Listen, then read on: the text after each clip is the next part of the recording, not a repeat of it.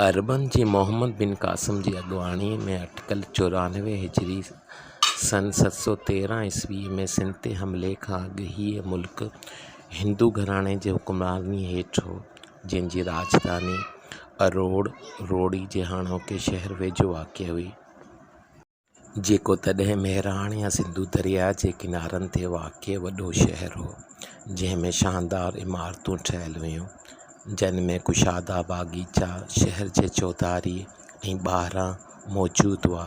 हिन हिंदू बादशाह जे हदनि बाबति चयो वञे थो त उहे ओभर में कश्मीर ऐं किन्नौज ताईं, ओलह में मकरान ऐं ओमान जे सामूंडी किनारनि ताईं, ॾखण में सूरत जो बंदरगाह ऐं जंहिं जे उत्तर में कंधार, सेविस्तान, कोह सुलेमान ऐं केकाना जबल वाक़िअ हुआ ऐं उहा चइनि सरकारनि में विरहायल हुई। मंझाइन हर हिकु सरकार ते हिकिड़ो गवर्नर मुक़ररु हूंदो हो। हुक्मरानी कंदड़ हिंदू बादशाहनि जे नालनि बाबति फ़र्ज़ु कयो वञे थो त उहे हेठिं रीति हुआ: राय ॾेवाजी, राय सहरस, राय सहासी, राय सहरस ॿियो ऐं राय सहासी ॿियो।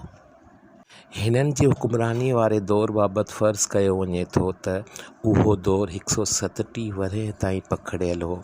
इन शाही घराणे जो चोथों बादशाह राय सहरस ॿियो हो, जंहिं बाबति ॼाणायो वञे थो त उहो ईरान जे बादशाह नेमरोज़ जे उन्ही फ़ौज सां विढ़ंदे जंग में क़त्ल थी वियो, जेका केच ऐं मकरान ताईं लुटमार ऐं तबाही लाइ आई हुई। सिंध जी फ़ौज मात खाधी हुई ऐं अरोड़ ॾांहुं वापसि मोटी आई हुई।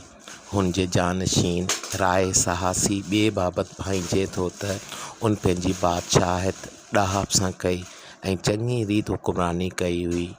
हू पंहिंजे हुकूमत वारनि इलाइक़नि में गश्त ऐं ओचिती चकास कंदो हो। हू पंहिंजी फ़ौज खे बाक़ाइदे पघार ॾींदो हो।